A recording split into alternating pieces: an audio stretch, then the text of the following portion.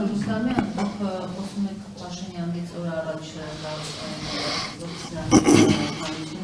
եւ հատկապես Գյումրիին սպասվող ընտրություններին ընդառաջ բավականին կոշտացել է վարչապետի այսպես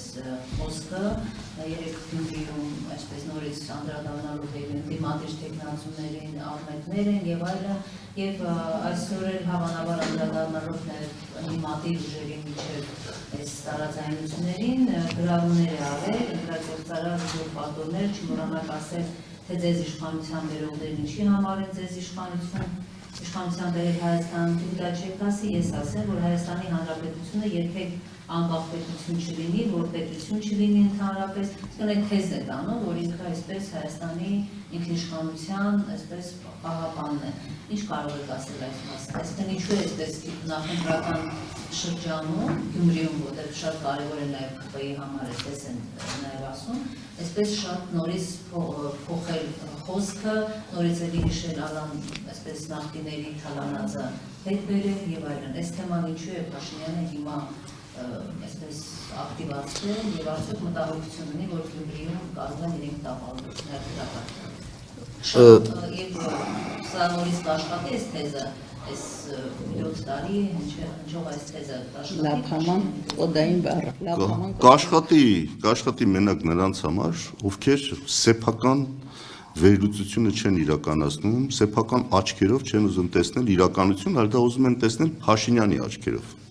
Հասկանում եք, Փաշինյանին թվում է, թե մի 6 տարի առաջվա, 7 տարի առաջվա կարգավիճակում է,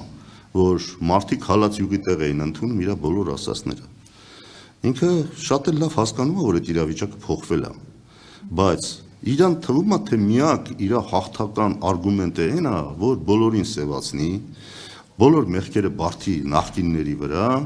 եւ դրանով խուսափի իր անձնական պատասխանատվությունից։ Բայց հայ ժողովուրդը արդեն 7 տարի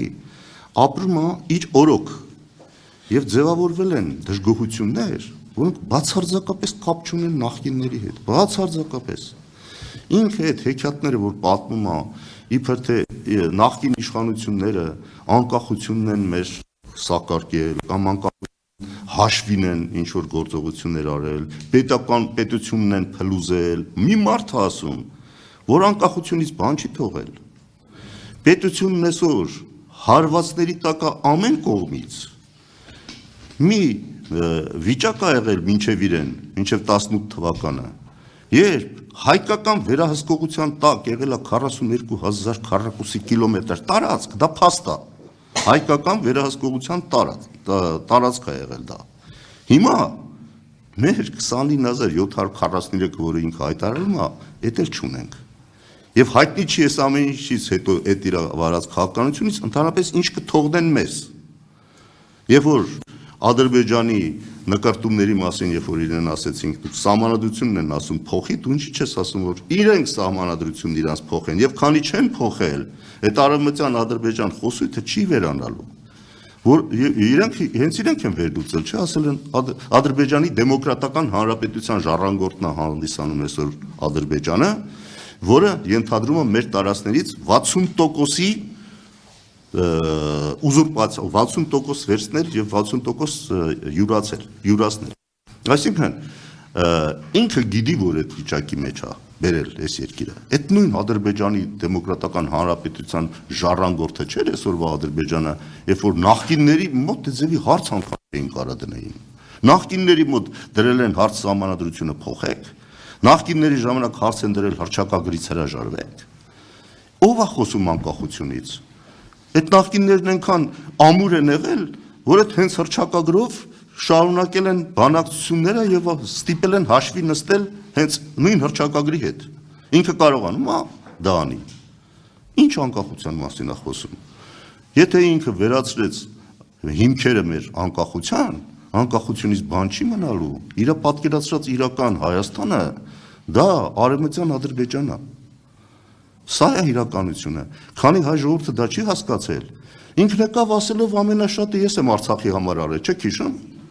Ինչ եք դուք Արցախի մասին խոսում։ Ամենաշատը հայ ես եմ Արցախի համար արել, ինչ որ թվեր էր բերում, օժանդակություններ եւ այլ, բայց իրականության մեջ այսօր Արցախ չկա։ Ումա պետք քո արածը Եթե Արցախ չկա այսօր, գոյություն չունի։ Նույնը խոսում է Հայաստանի մասին, 29743-ի մասին։ Այսօր այդքանն էլ չկա, վաղը չգիտենք ինչ կմնա, եւ Հայաստանը այս ծրագրով դառնալու է կցորդը Թուրքիայի։ Սա իրականությունը։ Այդ մնացածը ճամարտակություններ են։ Գյումրիում ինքը այդ տեսել է, որ իրավիճակը փոխված է։ Այո, այնտեղ մեծ դժգոհություն գոյություն ունի։ Եվ ստեղ է նաև մեր օրինակ մոտեցումը է դա, տեսեք մենք մեր թեկնածուն չենք առաջադրել։ Դաշնակցությունը հայտարարությամբ է հանդես եկել, ասելով, որ իր համար կարևոր է այս իշխանությունների հեռացումն է, եւ դա կարող է այո մեծ թափ ստանալ հենց Գյումրիից։ Այսօր բոլորը պետք է դրա վրա կենտրոնանան, այլ ոչ թե իրար բզկտեն, կենտրոնանան դրա վրա եւ ամեն ինչ անեն, որ այս իշխանությունները օր առաջ հեռանան հենց Գյումրիում առաջի այդ հաղթանակը ընդդիմությունը արձանագրի։ Եվ դրա կանխելու ձևը իր այդ ոչն է, հայ-հոյա խառը, մարդկանց վարկաբեկելու։ Ես ասեմ, հիմա դրանից ես այդքան չեմ էլ ազդվում, ընդհակառակը, ես կարծում եմ դա շատ լավ է, ինչքան այդ ոճով խոսա, այնքան Գյումրիի ժողովուրդը լավ կհասկանա, թե ինչի է պետք սրանցից օր առաջ ազատվել։ Մանավանդ ասում եմ, այդ 7 տարվա անցած պատմությունն էլ իրանց աչքի առաջ ունենալ։ Գյումրիի ժողովուրդը այդ ժողովուրդը չի։ Ինքը շատ լավ գիտի, այս ասածների տակ ինչա թաքնված, ինքը իրականում ինչ պետք է անի, որ իր Գյումրին ծաղկի եւ երբ է ծաղկել եւ սրա օրոք ինչ ա եղել։ Այսինքն, այս կարծում եմ հուսահատ ճիքեր են իր վարկանիշը անգրող վարկանիշը փրկելու։ Իդեպ ժողովրդավարության բաստիոնը հայտարարված արժեքներից մեկն է ժողովրդավարության բաստիոնը, ասեմ, որ միջազգային տարբեր մարդու իրավունքների տարբեր զեկույցներում Հայաստանը շարունակում է մնալ, ինչպես եւ նախ ժամանակ կիսահիբրիդային, կիսաավտորիտար երկիր, ինչպիսին էր մինչև հեղափոխությունը, այսինքն որևէ ոլորտի եւ իրենց համար բրենդային դարձած անգամ ժողովրդավարությունը այնքան այլասերվել, ոչ միայն իշխանությունների ճյուղերի միջև տարանջատման, տոտալ բացակայության եւ մեկ մարդու ձեռքում կենտրոնացման առումով, այլև առհասարակ շարունակում է Հայաստանը միջազգային իրավունքների վերաբերյալ զեկույցներում մնալ կիսահիբրիդային, կիսաավտորիտար երկիր։